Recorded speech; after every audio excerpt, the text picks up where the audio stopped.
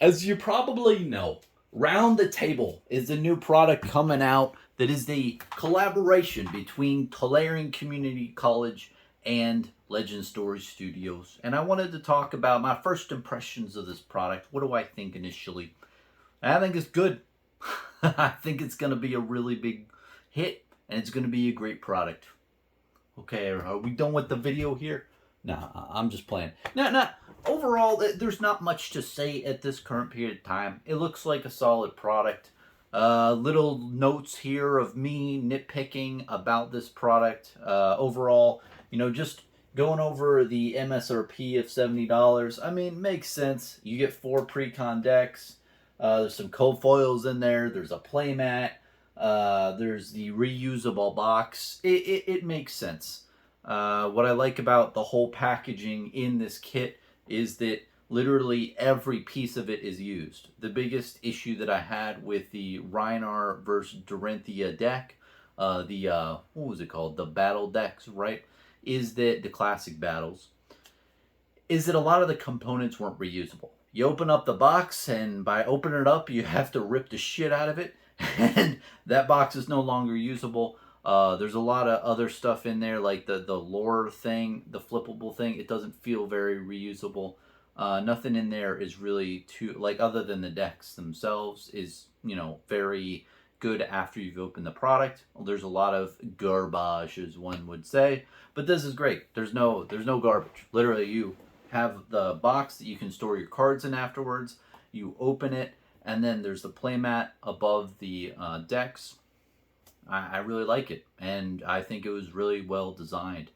If I had to nitpick this product in any way, shape, or form, my biggest concern with it is is the artwork on the professor's face. Now, don't get me wrong, I don't mean to be mean. I just feel like the face smile wasn't very high graphics, if you will. There's not as much pixels in there. There's not enough DPI or graphics, what have you, comparative to the other heroes in the kit and also within Flesh and Blood. I just feel like the face just doesn't really convey a really good vibe for really how beautiful Brian is, because he's a very well looking man, but it just I'm trying to be very political. I just think that the face could have been renditioned a little bit better.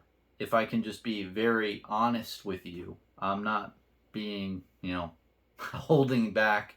And I don't mean to be mean at this as well. I don't mean to be mean. And overall, I think Legend Story Studios probably used an artist that Brian really liked.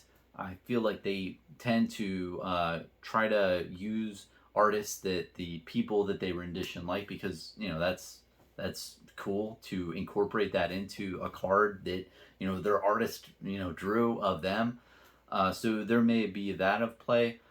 If I can say, the rest of the artwork of Brian looks awesome. Like, I love, they made his funky socks.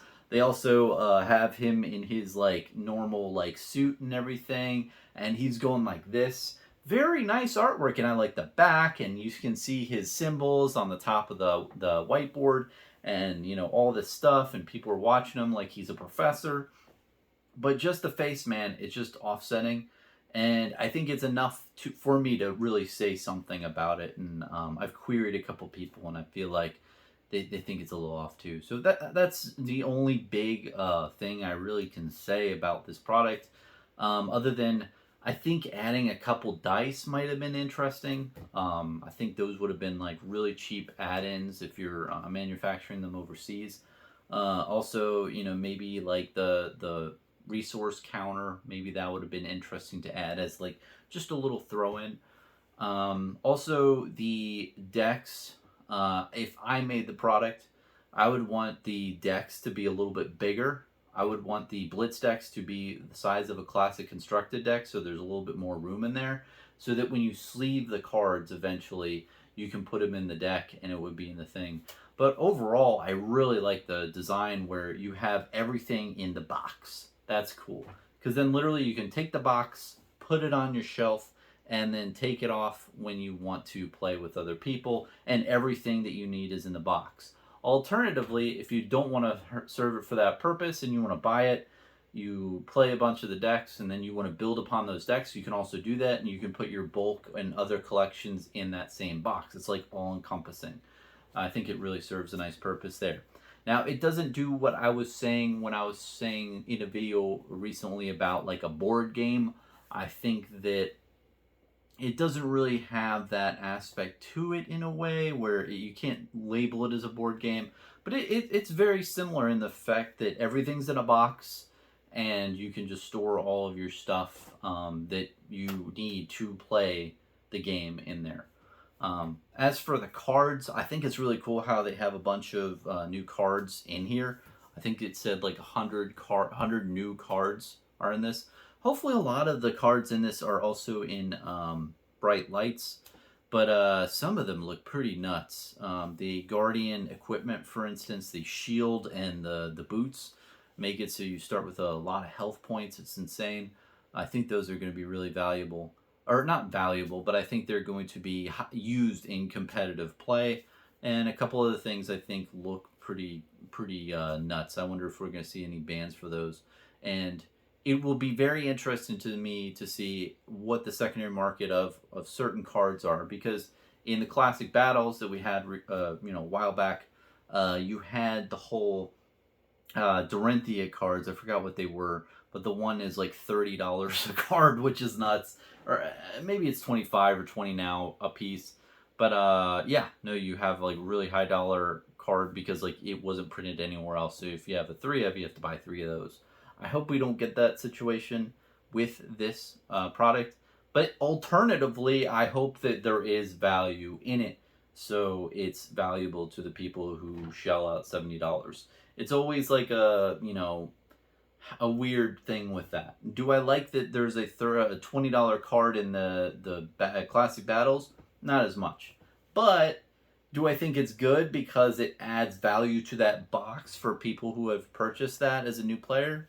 Yeah, I do. Because if someone buys that and like, I don't like Dorinthia, I don't like Rhinar, I want to be a wizard now, I want to be Kano. Well, you can take that card that you bought that deck box for like maybe $35 and sell it for $20, and you got a lot of you get money. You didn't lose that money when you bought like an intro product.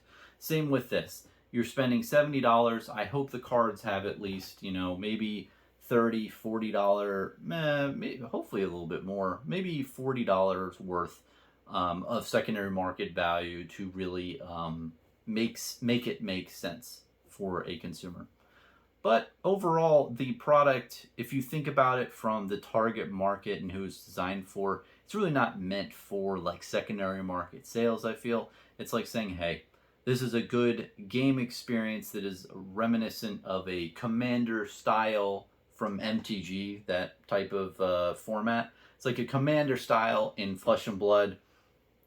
And the cards in the decks really are built around doing stuff with a bunch of different players instead of just being a hero and 1v1. It's more of like, okay, the cards from the Guardian are defending other heroes.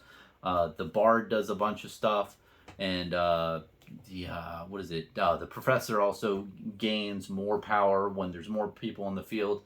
So you see all these different interactions when there's a bunch of different players with the card mechanics in the set, which are great, which will make a better UPF format if I'm thinking about it right, because there's more interactions out there and you can play more politics. So I think that for what it is and for the customer that it's meant for, it's going to be great.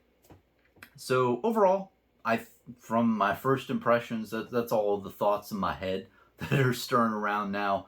I think the product design is great. If I could design a better a product that I would think better, this would be like 95% what I would build personally. I think having everything you can use in a box and the box itself is perfect. I like how there's no garbage or anything. You're buying it and then you can put it on your shelf and take it out. It's a nice design. I like the functionality of all the pieces that are in this product. It looks like a great product, especially for new players that are coming on, and it caters to a different type of market than Flesh and Blood is used to. Flesh and Blood is primarily focused on competitive play, which I think is very important because they are worldwide probably the best or one of the best trading card game competitive TCGs out there. I think they're the best. Just if you look at all the different events and such and opportunities out there. But I think that this product caters to a different market, which I'm very happy to see. I like that they're trying to develop stuff more around UPF, it feels. And people will probably say also PvE. So yeah, I like it. The only thing that I think that could have been tweaked is the face on the professor. And again, I hope that that doesn't come out as mean or like just from a negative point of view. I'm just being honest, and I feel like it doesn't reflect how beautiful Brian is, and he's a beautiful individual. And yeah, that's how I feel about it. I'm looking forward to buying one in the future and giving my full review when I get the product. But that's my initial thoughts about it. Now I want to go into a story about Tolarian Community College and Brian. So I've been into trading card games for a while. I was a big Magic guy back in the day, and I watched Brian's videos, and they were really good. And one of them really stuck out to me, which was when he was talking about The Walking Dead in MTG. And that was a big fiasco back in the day if you weren't around. Essentially, this whole universes beyond thing in MTG wasn't a thing. It wasn't a thing like 4 or 5 years ago. This was completely new territory for what they were doing. And at the time, they were making the Walking Dead cards that were not silver bordered or white border or a different border. They were black border cards with functionally unique text. And Brian made a video just proclaiming his sadness about this and saying, hey, there's easy fix to this, but they're doing this and I don't agree with it, but I guess that's what it is at the end of the day for the game he loves. And it was such a passionate video. It really hit me hard, and I watched that video at least, I don't know, 6 or 10 times by now. I've just watched it so many times. It's a great video, just him explaining his just disappointment mainly, but just angst and you feel the love and the loss and the hurt in his voice, which was really impactful at the time. And I think that did play a really big impact on me as a person and to looking at other TCGs, because I played Magic for a long time. Or I didn't play as much, but I collected when I got into my 20s. But I have great fond childhood memories of Magic the Gathering. And it just made me think in my 20s, like, maybe there's other options out there. And if it wasn't for that video, I'm not sure if I would have gotten into Flesh and Blood as soon as I did. I think that did make me have eyes more wide open of, okay, what other options do I have out here? So, yeah, just thought that was kind of a cool story to share with you based off of this whole topic of Brian coming into the community, or Brian partnering with Flesh and Blood for this product. And I'm extremely happy that he's making content for the game.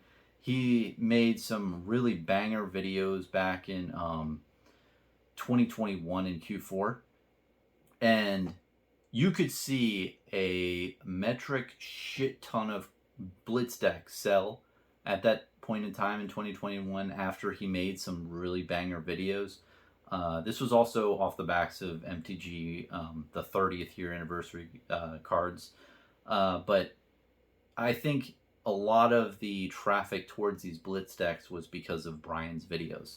And I think that this product that's coming out is also going to do that. It's going to make a lot of people come into Flesh and Blood because they say, hey, I love the professor.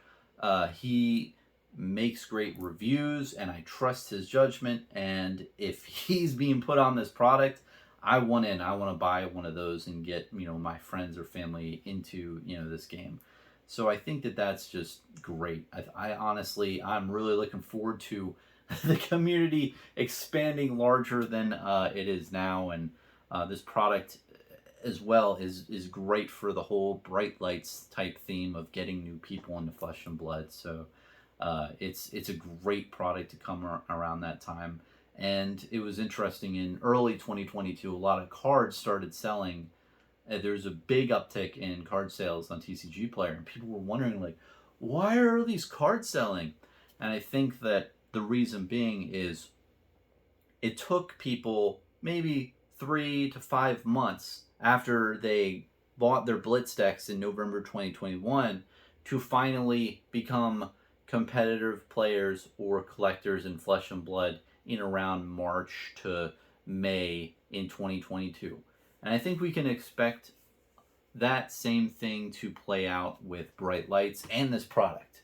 I think that once it sells in September, you're not going to see the market transactions increase as much until later on in early 2024. I think it's going to be a delayed response in the secondary market from what we've seen in the past. I think that it takes time for people to buy the product, have it shipped to them, find a weekend day to play with their friends. They play with their friends. Wow, we had a lot of fun. That's a really damn good game. Play again, look up different videos, do different things out there. It takes a lot of time for all that to happen until they're like, okay, I want to get a competitive deck and then buy those cards. And then once they buy those cards, it's around 2 to 3 to 5 months afterwards, depending on certain scenarios. So that's my whole prediction on that whole aspect.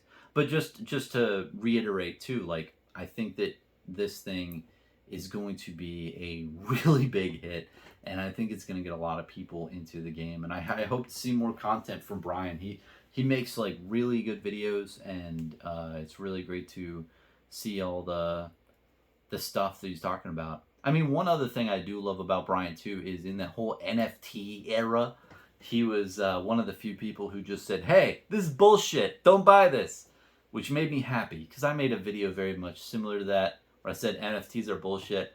So I'm happy that he fights for what he believes in, and I think he really does believe in Flesh and Blood. He looks at it and he's like, "Wow, this is a great game, and there's great people behind it. I want to back it."